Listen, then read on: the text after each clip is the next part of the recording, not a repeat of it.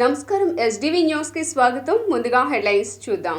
కేంద్రం ప్రవేశపెట్టిన బడ్జెట్లో రాష్ట్రానికి వరాల జల్లు కురిపించిన కేంద్ర ఆర్థిక శాఖ మంత్రి నిర్మలా సీతారామన్ అమరావతి అభివృద్ధికి 15,000 కోట్ల కేటాయింపు, పోలవరం నిర్మాణాన్ని త్వరితగతిన పూర్తి చేస్తామని ప్రకటన. రాష్ట్ర ఆర్థిక ఇబ్బందుల వల్ల బడ్జెట్ కూడా ప్రవేశపెట్టలేని పరిస్థితి నెలకొంది అన్న సీఎం చంద్రబాబు మరో 2 నెలల తర్వాత బడ్జెట్ ప్రవేశపెడతామని అసెంబ్లీలో ప్రకటన. ఢిల్లీకి చేరుకున్న మాజీ సీఎం జగన్, ఎమ్మెల్యేలు, ఎమ్మెల్సీలు రేపు దేశ రాజధాని ఢిల్లీలో ధర్నా చేపట్టనున్న వైసీపీ శ్రేణులు. ఎన్టీఆర్ జిల్లా జాయింట్ కలెక్టర్గా పదవీ బాధ్యతలు చేపట్టిన డాక్టర్ నిధి మీనా జిల్లా అభివృద్ధితో పాటు సంక్షేమ పథకాలు ప్రజలకు చేరువ చేసేందుకు కృషి చేస్తానని హామీ.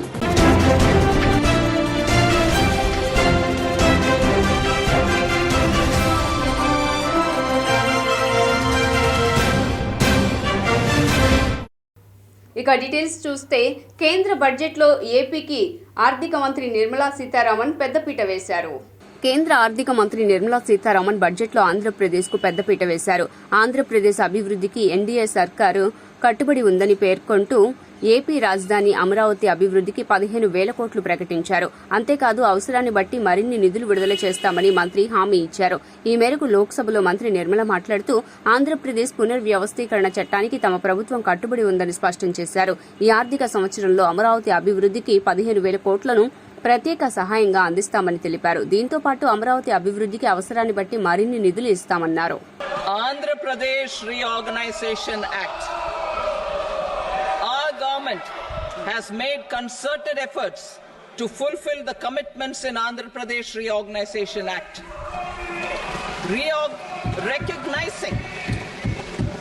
Recognizing the state's need for the capital,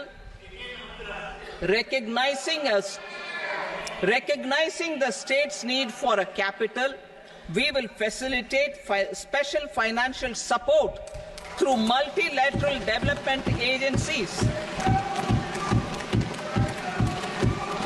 In the current financial year, 15,000 crore rupees will be arranged with additional amounts in future years.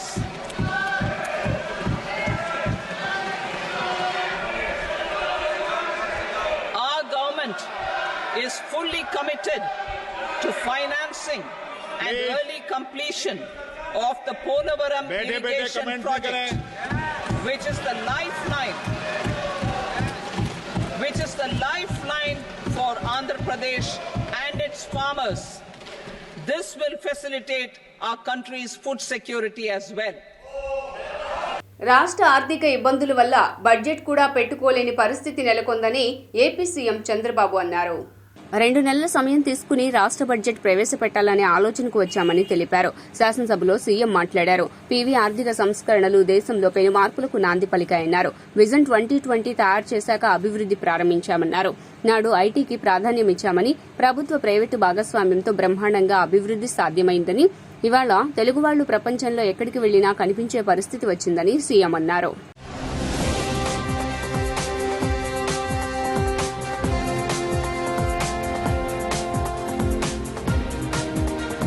నిన్న నల్ల కండువాలతో అసెంబ్లీ సమావేశానికి హాజరైన వైసీపీ అధినేత వైఎస్ జగన్మోహన్ రెడ్డి నేడు ఢిల్లీకి బయలుదేరి వెళ్లారు. 3 రోజుల పాటు అక్కడే ఉండనున్న జగన్ రాష్ట్రంలో జరుగుతున్న దాడులకు నిరసనగా రేపు దేశ రాజధానిలో ధర్నా చేయనున్నారు. అలాగే ఏపీలో శాంతి భద్రతలు క్షీణించాయి అని ఆరోపిస్తూ ప్రధానమంత్రి నరేంద్ర మోదీ రాష్ట్రపతి ద్రౌపది ముర్మును కలిసి ఫిర్యాదు చేయనున్నారు. మరోపక్క జగన్ ఢిల్లీ పర్యటనపై టీడీపీ, జనసేన తీవ్ర విమర్శలు చేస్తున్నాయి. చర్చల నుంచి తప్పించుకునేందుకే జగన్ ఢిల్లీ యాత్రలు చేస్తున్నారని, ప్రజా సమస్యలపై చర్చించేందుకు ఆయన ఇష్టపడటం లేదని విమర్శించాయి.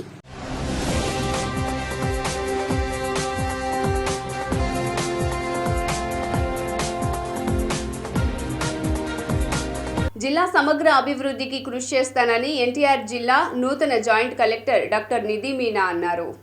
మంగళవారం ఉదయం విజయవాడ బందర్ రోడ్లోని జాయింట్ కలెక్టర్ క్యాంపు కార్యాలయంలో నూతన జాయింట్ కలెక్టర్గా నిధి మీనా బాధ్యతలు స్వీకరించారు. ఈ సందర్భంగా డాక్టర్ నిధి మీనా మాట్లాడుతూ కీలకమైన ఎన్టీఆర్ జిల్లా జాయింట్ కలెక్టర్గా విధులు నిర్వర్తించే అవకాశం వచ్చినందుకు ఆనందంగా ఉందని, జిల్లా అధికార యంత్రాంగంతో పటిష్ట సమన్వయంతో పనిచేసి రాష్ట్ర ప్రభుత్వ సంక్షేమ, అభివృద్ది కార్యక్రమాల అమల్లో జిల్లాను ముందు వరుసలో నిలిపేందుకు కృషి చేయనున్నట్లు పేర్కొన్నారు. నమస్కారం. I am Dr. Nidhi Meena. నేను 2019 బ్యాచ్ ఐఎస్ ఆఫీసర్. ఈరోజు నేను joint collector NTR post join చేస్తున్నాను. I'm thankful for the opportunity and I am looking forward to work for the district under the guidance of Collector Madam. గతంలో నేను ఇక్కడే I'm 2019 batch. So first posting నా ఈ sub collector Tenali జరిగింది. తర్వాత నేను 2 years కోసం ఈ ఎడ్యుకేషన్ డిపార్ట్మెంట్లో పనిచేశాను. This is my first posting in this district, in NTR district. So I'm looking forward to it. I'm excited. I want to know more about the district, what issues are there. Then along with team we will sit and then we see how can we resolve and go ahead. Deputy CM Pawan Kalyan Mangalagiri శాసనసభలో ఆసక్తికరమైన వ్యాఖ్యలు చేశారు. భవిష్యత్తులో కూడా అమరావతిని రాజధానిగా ఉండే విధంగా చర్యలు తీసుకోవాలని సూచించారు. అందుకు ఏపీ సీఎం చంద్రబాబు నాయకత్వంలో మరింత ముందుకెళ్లాలని పిలుపునిచ్చారు. తనకు ప్రత్యర్థి అయినప్పటికీ వైఎస్ రాజశేఖర రెడ్డి చేసిన మంచి పనులను పొగిడారని, అది చంద్రబాబు వ్యక్తిత్వాన్ని కొనియాడారు. రాజకీయాల్లో ఆయనకు ఉన్న సుదీర్ఘ అనుభవంతో మాబోటి వాళ్లు కూడా నేర్చుకునే అవకాశం కలుగుతుందని అన్నారు. ఆయన పాలన ఈ రాష్ట్రానికి ఎంతో ఉపయోగపడుతుందని పేర్కొన్నారు. పంచాయతీరాజ్ గ్రామీణాభివృద్ధి శాఖకు సంబంధించి వారు అడిగిన ప్రశ్నల్లో మొదటిది పంచాయతీలకు విడుదల చేసిన 14 మరియు 15 ఆర్థిక సంఘం నిధుల్లో దాదాపు 9,000 కోట్లను ప్రభుత్వం దారి మళ్లించిన విషయం వాస్తవమేనా? రెండో ప్రశ్న, కేంద్ర ప్రభుత్వ అధికారులు కొన్ని పంచాయతీలను సందర్శించి కొన్ని అవకతవకల్ని ఎత్తి చూపడం కూడా వాస్తవమేనా? మూడో ప్రశ్న అయితే, ఒకవేళ వాస్తవం అయితే దాని మీద ఆ వివరాలపైన దానిపైన తీసుకున్న చర్యలు ఏమిటి? మొదటి ప్రశ్న అధ్యక్ష, 9,000 కోట్లను గత ప్రభుత్వం దారి మళ్లించిందా లేదా అనేది అడిగారు అధ్యక్ష. దానికి మా సమాధానం అవునండి. కేంద్ర ఆర్థిక కమిషన్ గ్రాంట్లలో మళ్లింపు జరుగుతోంది. ఇప్పటి వరకు భారత ప్రభుత్వం ఆర్థిక కమిషన్ గ్రాంట్ను విడుదల చేసినప్పటికీ పంచాయతీరాజ్ సంస్థలకు 998 కోట్ల నిధులు ఇంకా విడుదల కాలేదు. ఇది మొదటి దానికి సమాధానం అధ్యక్ష.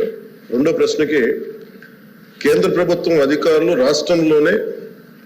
రాష్ట్రంలోని ఒక 5 గ్రామ పంచాయతీని సందర్శించారు. మరియు ఎంఓపిఆర్ భారత ప్రభుత్వం న్యూఢిల్లీ వారు 16/10/23 తేదీన డిఓ లేఖ నెంబర్ M11015/150/2020 FD Part 1 ద్వారా ఆంధ్రప్రదేశ్ ప్రభుత్వానికి వారి పరిశీలనలు తెలియజేశారు. టీడీపీపై బురద చల్లటం మానుకోవాలని, జగన్ కి శవ రాజకీయాలు అలవాటేనని విజయవాడ పార్లమెంటు కార్యదర్శి కొట్టేటి హనుమంతరావు అన్నారు. వైసీపీ అధ్యక్షుడు మాజీ ముఖ్యమంత్రి వైఎస్ జగన్మోహన్ రెడ్డికి అసెంబ్లీలోకి నిబంధనల ప్రకారం శాసనసభ్యులు ప్లకార్డులు, జెండాలు, నలుపు రంగు కండువాల్లాంటివి వాటిని తీసుకువస్తే అనుమతించరనే విషయం తెలియకపోవటం విడ్డూరంగా ఉందని టీడీపీ విజయవాడ పార్లమెంటు కార్యదర్శి మాజీ ఫ్లోర్ లీడర్ కొట్టేటి హనుమంతరావు మండిపడ్డారు. అసెంబ్లీ దగ్గర జగన్మోహన్ రెడ్డి పోలీస్ ఇన్స్పెక్టర్ మధుసూదన్ రావును బెదిరించటాన్ని, వినుకొండలో జరిగిన రషీద్ హత్యను రాజకీయ హత్యగా చిత్రీకరించేందుకు జగన్ ఆడుతున్న నాటకాలను ఖండిస్తున్నామన్నారు. ముఖ్యమంత్రి చంద్రబాబు నాయుడు గారి పైన, అదేవిధంగా రాష్ట్ర ప్రభుత్వం పైన తప్పుడు ప్రచారాలు, బురద జల్లే కార్యక్రమాలు మానుకోవాలని చెప్పేసి తెలియజేస్తున్నాం. జగన్మోహన్ రెడ్డి, నిజంగా నీకు నైతిక విలువ ఉంటే తెలుగుదేశం పార్టీ వచ్చి నెల రోజుల్లోనే 36 రోజుల్లో 36 హత్యలు, భూదందాలు, ఆస్తులు ధ్వంసం కేసులు, మరి అదేవిధంగా మానభంగాలు జరిగినాయని చెప్పేసి నువ్వు తప్పుడు ప్రచారాలు చేస్తున్నావు. నీకు నైతిక విలువ ఉంటే, దమ్ము ధైర్యం ఉంటే నీ దగ్గరున్న ఆధారాలను రాష్ట్ర ప్రభుత్వానికి సమర్పించు, నీ నిజాయితీని నిరూపించు. శాంతి భద్రతల గురించి మాట్లాడే హక్కు, నైతిక విలువ నీకు లేదు. నీ ప్రభుత్వంలో నువ్వు ముఖ్యమంత్రిగా ఉన్నప్పుడు మరి రాష్ట్రంలోని దాదాపు 1,100 మంది మహిళలు, మరి ఆ మహిళల పట్ల అసభ్యకరంగా ప్రవర్తించడం, మానభంగాలు చేయడం, హత్యలు చేయడం, మరి అదే కాకుండా మరి హత్యా రాజకీయాలు చేయడం, ప్రశ్నించే వాడిపై అక్రమ కేసులు పెట్టడం, మరి చెప్పుకుంటూ పోతే చాలా ఉన్నాయి. వీటికి ముందు నువ్వు సమాధానం చెప్పు. నీ శవ రాజకీయాలు, నీకు శవం కనబడితే చాలా హ్యాపీగా ఫీల్ అవుతావు నువ్వు. ఎవరైనా శవం కనబడితే సానుభూతి చూపిస్తారు. నీ తండ్రి చనిపోతే నీ తండ్రి శవాన్ని పక్కన పెట్టుకొని ఈ రాష్ట్రానికి ముఖ్యమంత్రి అవ్వాలని దురుద్దేశం నీకు లేదా? దాన్ని తిరస్కరించిన సోనియా గాంధీ. కేంద్ర బడ్జెట్లో ఏపీకి కేటాయింపులపై మంత్రి నారా లోకేష్ స్పందించారు. రాష్ట్రానికి ఆర్థిక సహకారం అందిస్తామంటూ సీతారామన్ ప్రకటన చేశారు. ఈ ప్రకటనపై ఏపీ మంత్రి, టీడీపీ జాతీయ ప్రధాన కార్యదర్శి నారా లోకేష్ స్పందించారు. ఆంధ్రప్రదేశ్ రాజధాని అమరావతి, జీవనాడి, పోలవరం ప్రాజెక్టుల పూర్తి కోసం సంపూర్ణ సహకారం అందిస్తామని ప్రకటించిన కేంద్ర ప్రభుత్వానికి ధన్యవాదాలు తెలిపారు. బడ్జెట్లో 15,000 కోట్లు కేటాయించి ఆంధ్రప్రదేశ్ పునర్నిర్మాణానికి కట్టుబడిన ఎన్డీఏ ప్రభుత్వానికి రాష్ట్ర ప్రజల తరపున కృతజ్ఞతలు తెలియజేస్తున్నామన్నారు. ఈ మేరకు మంగళవారం ఎక్స్ వేదికగా ఆయన స్పందించారు.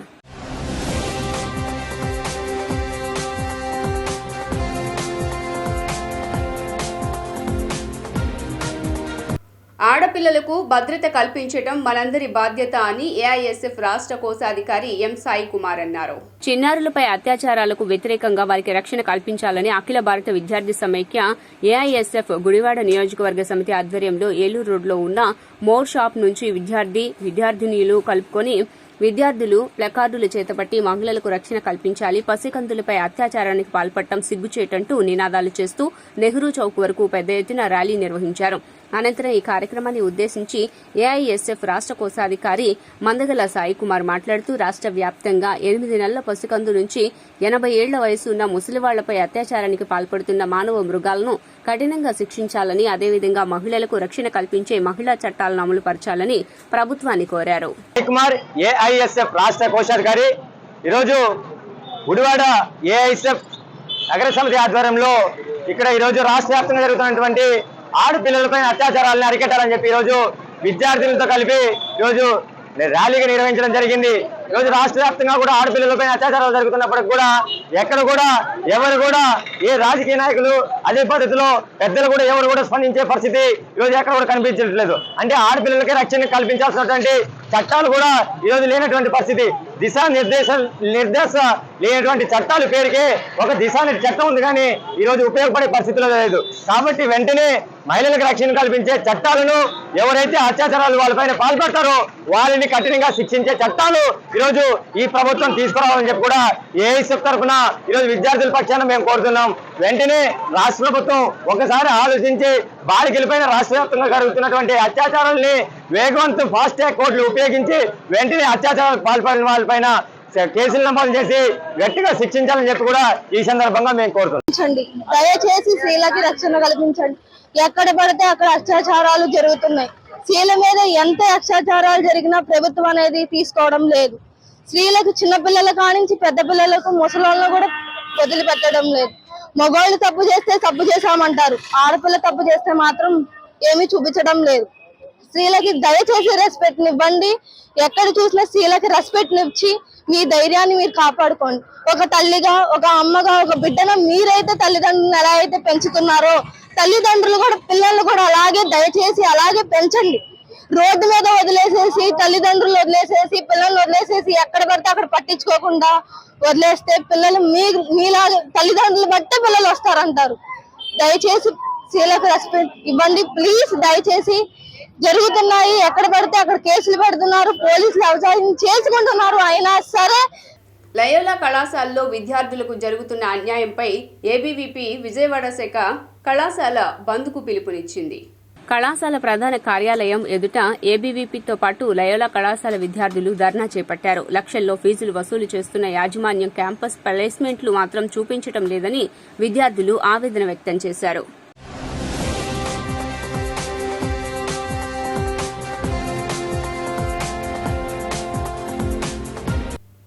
ఆంధ్రప్రదేశ్ అసెంబ్లీలో నూతన ఒరవడికి స్పీకర్ అయ్యన్న పాత్రుడు శ్రీకారం చుట్టారు. తెలుగు భాష పట్ల స్పీకర్ తీసుకున్న ఈ నిర్ణయానికి మంత్రులు, ఎమ్మెల్యేలు ఎంతో ప్రశంసించారు. తమ మాతృభాషకు గౌరవం ఇచ్చే ఈ ప్రయత్నం అనేక మందికి స్ఫూర్తిదాయకమైంది. అలాగే ప్రభుత్వ పనుల్లో తెలుగు భాష వినియోగాన్ని ప్రోత్సహించే దిశగా ఈ కీలకమైన అడుగుగా భావిస్తున్నామన్నారు. స్పీకర్ ఈ నిర్ణయం తర్వాత ఇతర నాయకులు, సభ్యులు కూడా తమ ప్రసంగాల్లో తెలుగు వాడాలనే సంకల్పాన్ని ప్రదర్శించారు. రిజిస్ట్రేషన్ మరియు స్టాంపుల శాఖ మంత్రి గారు ఆంధ్రప్రదేశ్ భూమి హక్కుల యాజమాన్య రద్దు బిల్లు 2024ను ప్రవేశపెట్టేందుకు అనుమతి కోరుతారు. వారి ప్రతిపాదన సభా సమక్షంలో ఉంది.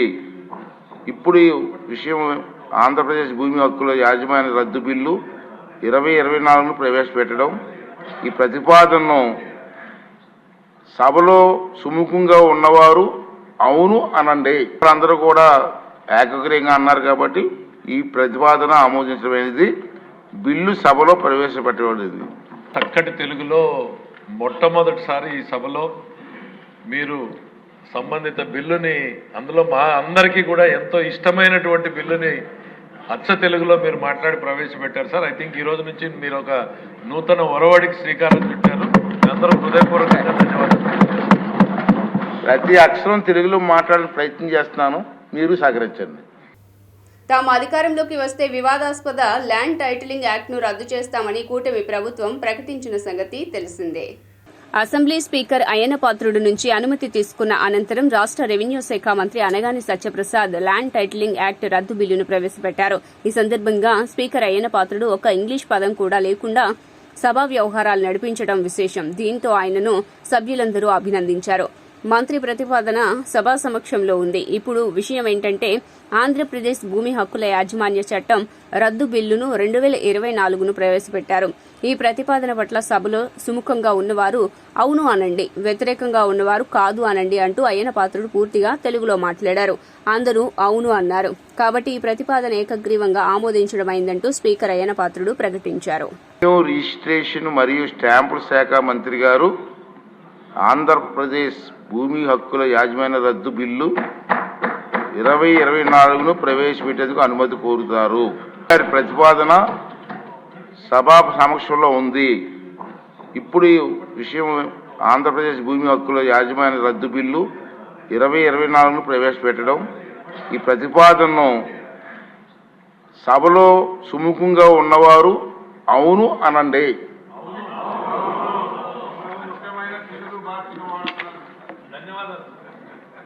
వ్యతిరేకంగా ఉన్నవారు కాదు అనండి.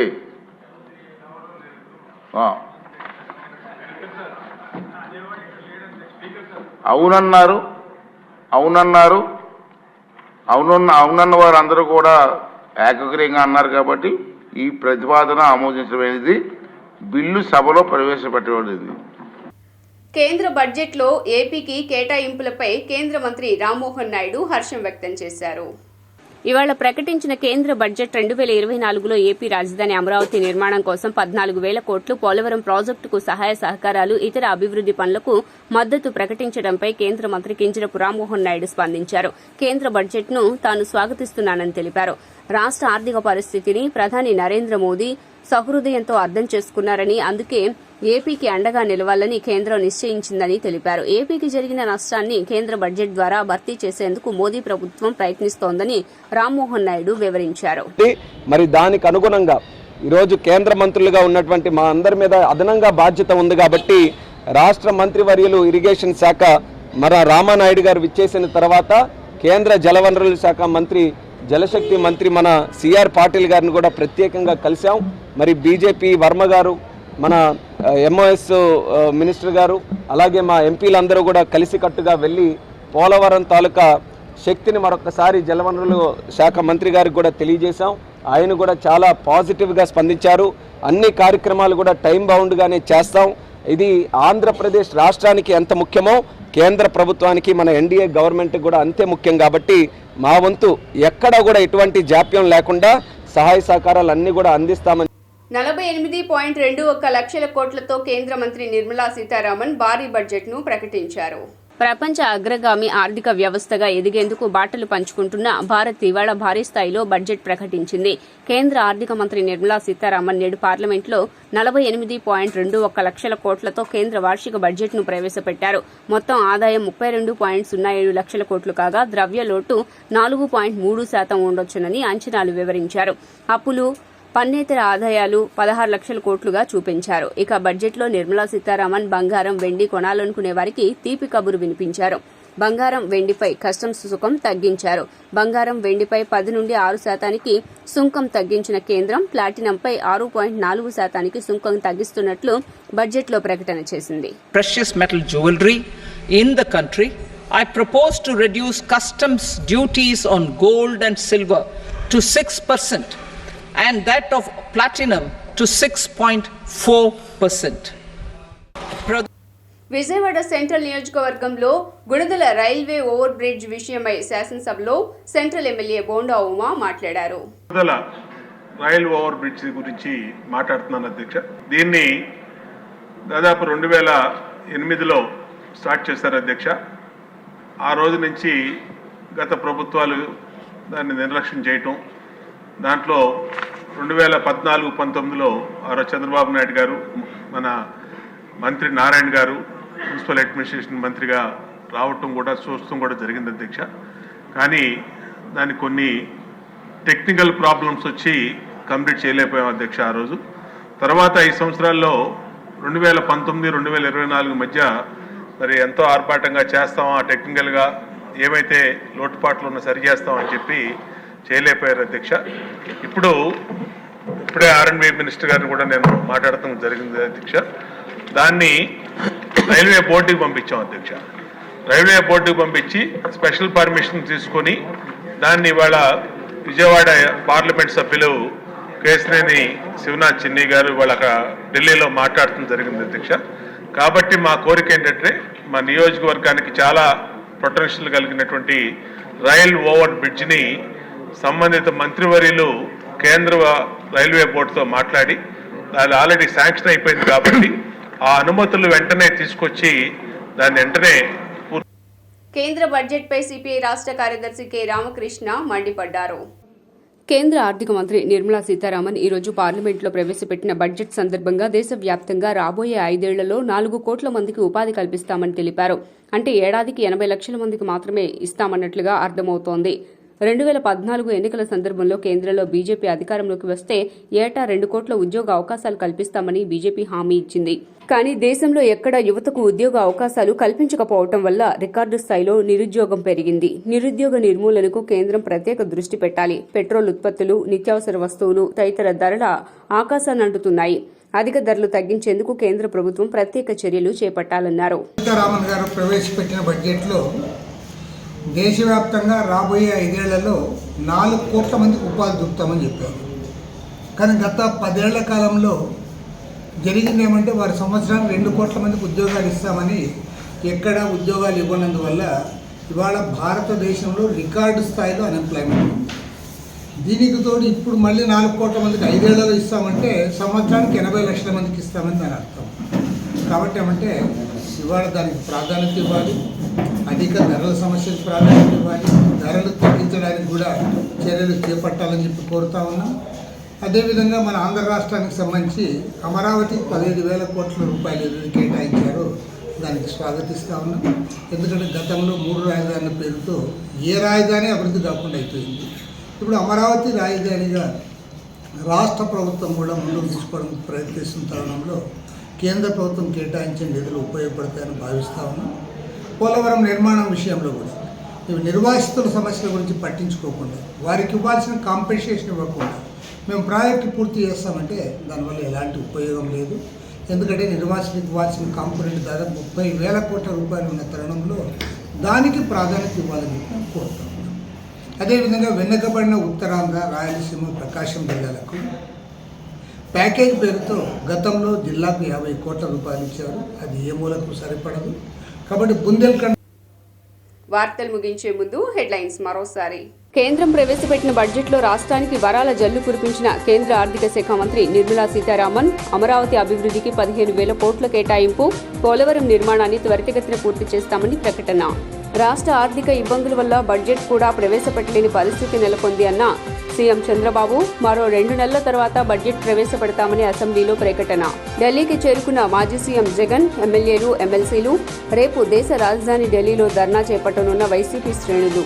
ఎన్టీఆర్ జిల్లా జాయింట్ కలెక్టర్గా పదవీ బాధ్యతలు చేపట్టిన డాక్టర్ నిధి మీనా జిల్లా అభివృద్ధితో పాటు సంక్షేమ పథకాలు ప్రజలకు చేరువ చేసేందుకు కృషి చేస్తానని హామీ. ఎస్డీవీ న్యూస్ ఇంతటితో సమాప్తం. తిరిగి వార్తల్లో మళ్ళీ కలుద్దాం. అంతవరకు సెలవు. నమస్కారం.